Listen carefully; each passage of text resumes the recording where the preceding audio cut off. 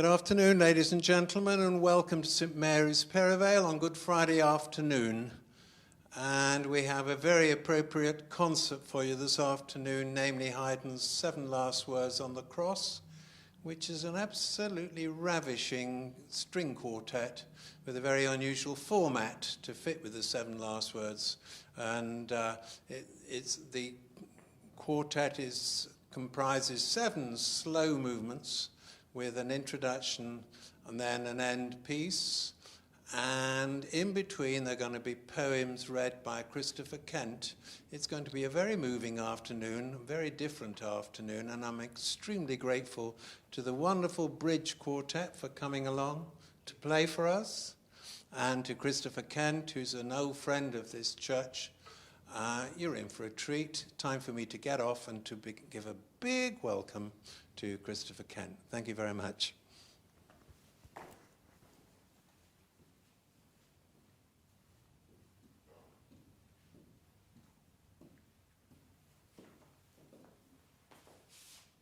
Ladies and gentlemen, thank you very much for joining us for this very special Good Friday concert. It's a huge pleasure for us to be here and for me to be appearing with my very good friends, the Bridge Quartet, again. Joseph Haydn was commissioned to write his 7 last words of our Saviour on the cross for the Good Friday service of 1786 at the Oratorio de la Santa Cueva in Cadiz in Spain. And the original plan was that he would write a contemplative movement for each of the 7 words which Christ, or sentences which Christ spoke from the cross during the crucifixion. And these would be separated, interspersed by devotional words, sermons. So our performance replicates that pattern, not, you may be relieved to hear, with 7 sermons, but with selections of classic and contemporary poems that we've chosen to reflect on the themes, which sit between and illustrate the emotions of the work. You'll see the captions of the poems on the screen, and there's more information about the authors and about the music on the St Mary's website. As Hugh said, there are 9 movements in total, because the 7 meditations are preceded by a slow introduction and followed by a brief but tumultuous terremoto, or earthquake, conclusion as the ground shakes and the veil of the temple is finally rent in twain. Haydn wrote the 7 words, inscribed them in Latin in the score under the first violin part for each movement, and you'll see those words on the screen, but I will speak the familiar English translations.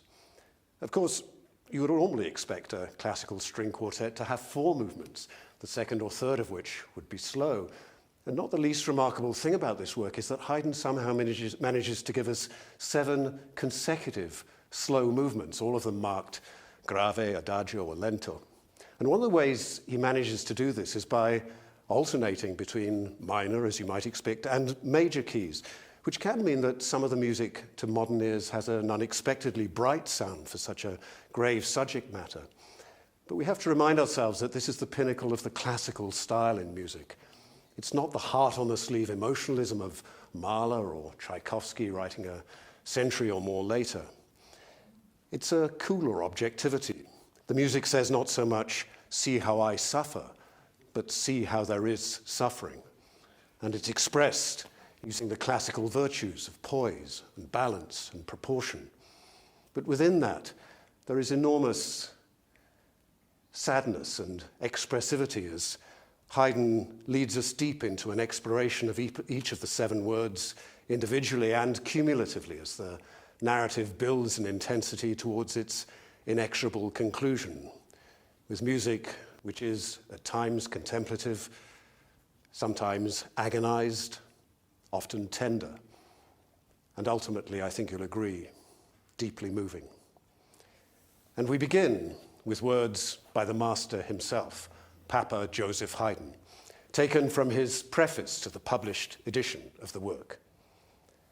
Some 15 years ago, he says, I was requested by a canon of Cadiz to compose instrumental music on the 7 last words of our Saviour on the cross. It was customary at the Cathedral of Cadiz to produce an oratorio every year during Lent, the effect of the performance being not a little enhanced by the following circumstances. The walls, windows, and pillars of the church were hung with black cloth, and only one large lamp hanging from the center of the roof broke the solemn darkness. At midday, the doors were closed, and the ceremony began. After a short service, the bishop ascended the pulpit, pronounced the first of the 7 words, and delivered a discourse thereon. This ended, he left the pulpit and fell to his knees before the altar. The interval was filled by my music. The bishop then, in like manner, pronounced the 2nd word, then the 3rd, and so on, the music following on the conclusion of each. My composition was subject to these conditions, and it was no easy task.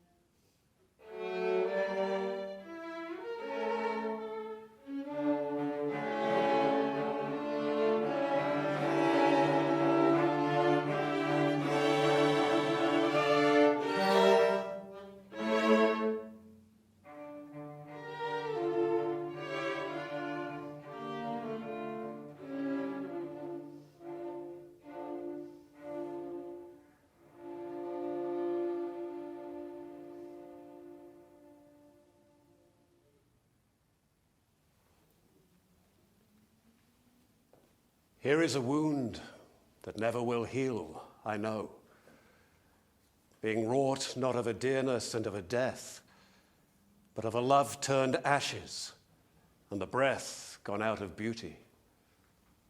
Never again will grow the grass on that scarred acre, though I sow young seed there yearly, and the sky bequeath its friendly weathers down. Far underneath shall be such bitterness of an old woe, that April should be shattered by a gust, that August should be leveled by a rain I can endure, and that the leveled dust of man should be settled to the earth again. But that a dream can die will be a thrust between my ribs forever of hot pain. Father, forgive them, for they know not what they do.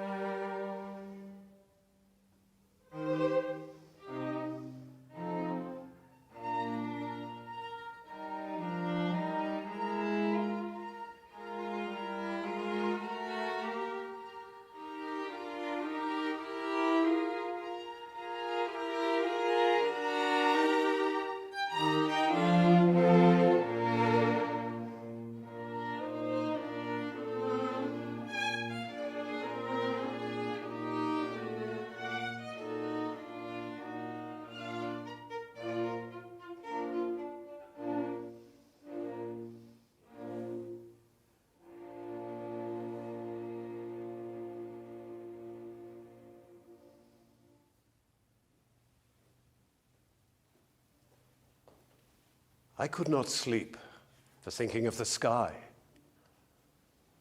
the unending sky with all its million suns, which turn their planets everlastingly in nothing where the fire-haired comet runs. If I could sail that nothing, I should cross silence and emptiness with dark stars passing. Then in the darkness see a point of gloss burn to a glow and glare and keep amassing and rage into a sun with wandering planets and drop behind. And then as I proceed, see his last light upon his last moon's granites die to a dark that would be night indeed. Night, where my soul might sail 1,000,000 years in nothing, not even death, not even tears. Truly, I say to you, today you will be with me in paradise.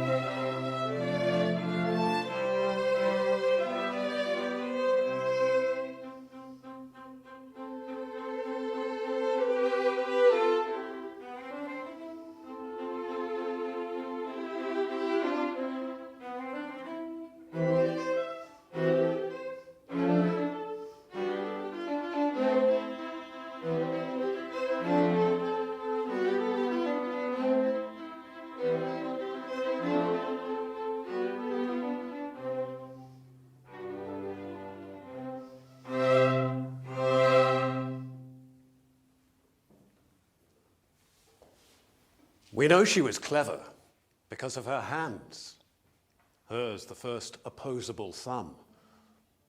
Shards of her hip and skull suggest she was young, 13 perhaps, when the flash flood drowned her.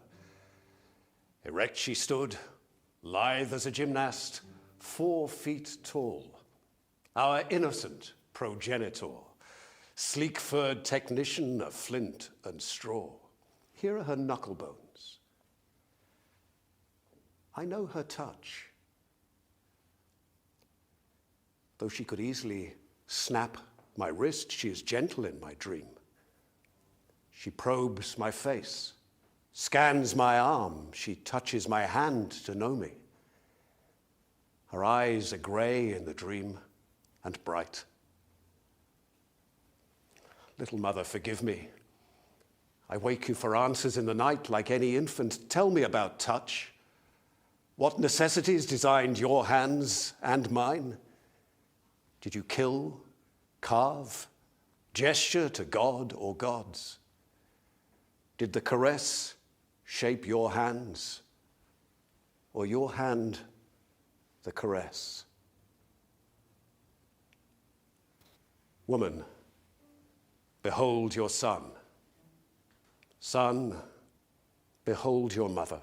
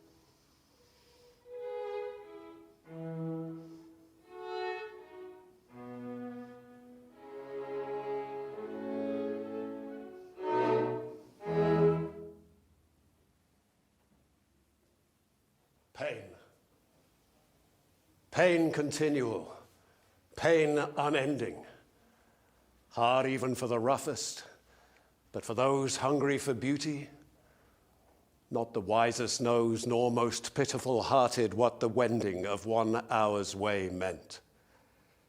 Grey monotony lending weight to the grey skies, grey mud where goes an army of grey bedrenched scarecrows in rows, careless at last of cruelest fate sending, seeing the pitiful eyes of men foredone, or horses shot, too tired merely to move, dying in shell holes both, slain by the mud. Men broken, shrieking even to hear a gun.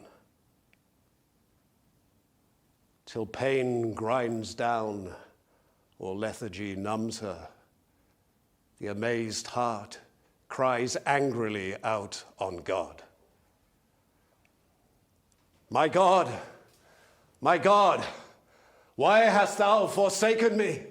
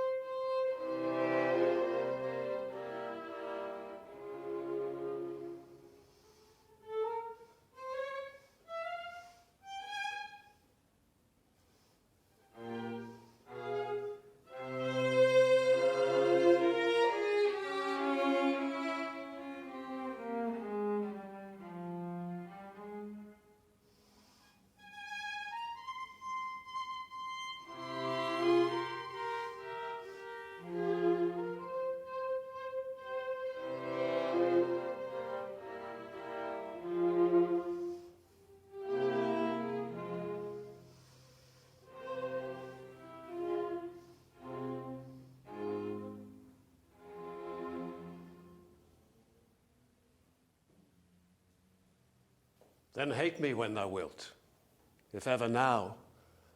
Now, while the world is bent my deeds to cross, join with the spite of fortune, make me bow, and do not drop in for an after loss.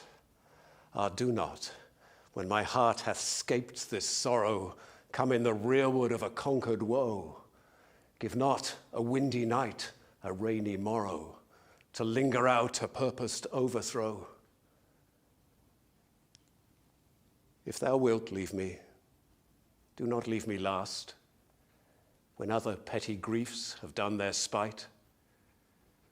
But in the onset come, shall I taste at first the very worst of fortune's might, and other strains of woe, which now seem woe, compared with loss of thee, will not seem so.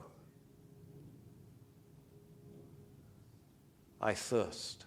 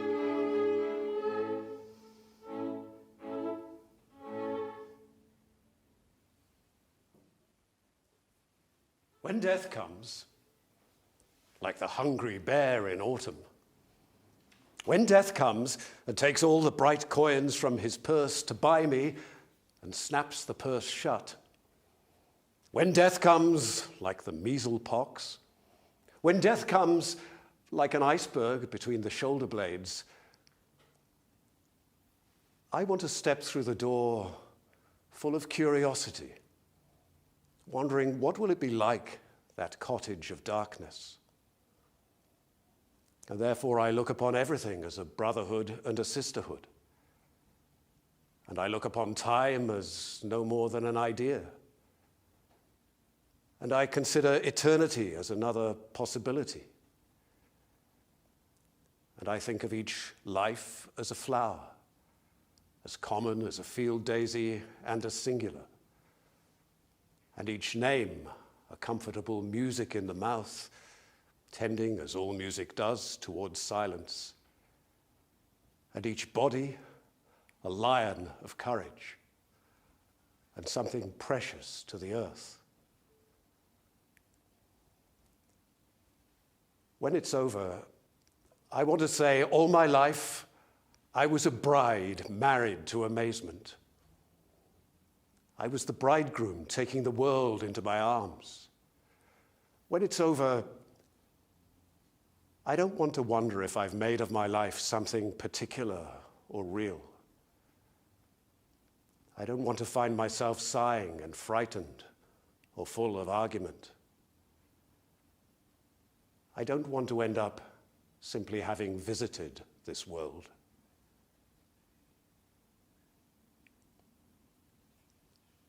It is finished.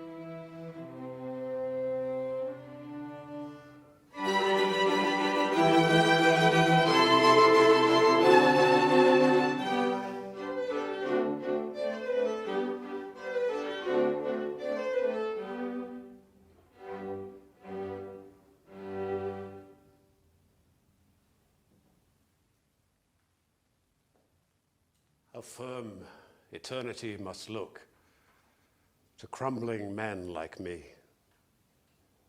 the only adamant estate in all identity. How mighty to the insecure thy physiognomy, to whom not any face cohere, unless concealed in thee. Father, into thy hands I commend my spirit.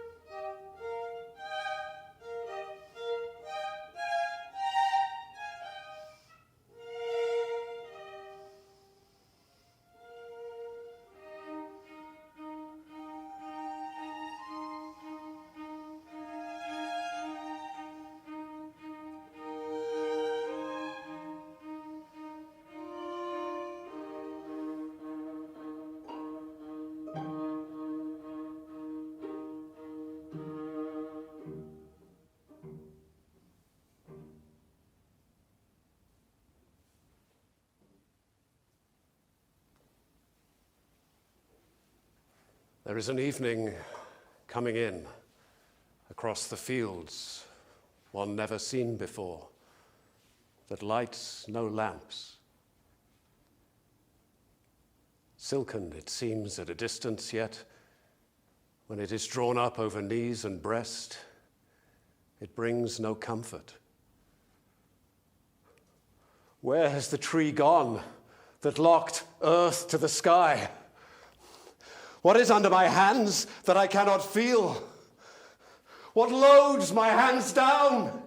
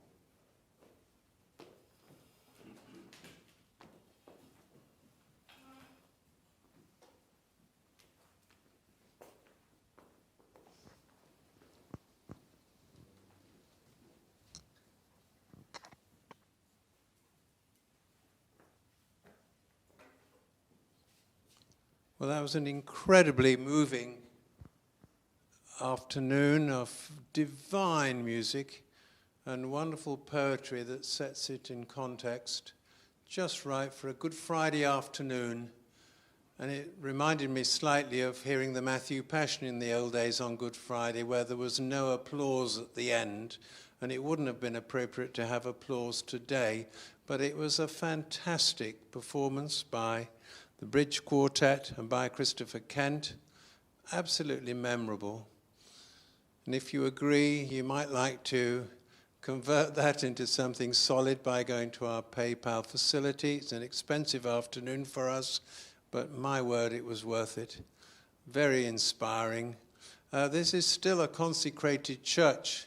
I know it looks sometimes a bit like a broadcasting studio, but it's still consecrated, and it was very appropriate this afternoon, on Good Friday afternoon, to have that spiritual and very special experience. Thank you for being with us, and I'd like to wish everyone a very happy Easter, a rather strange Easter, but better than last year. We're getting there. Hope you have a wonderful few days, and the next concert here is on Tuesday, a piano recital, back to more familiar fare. But thank you for being with us on a very special afternoon, and good afternoon.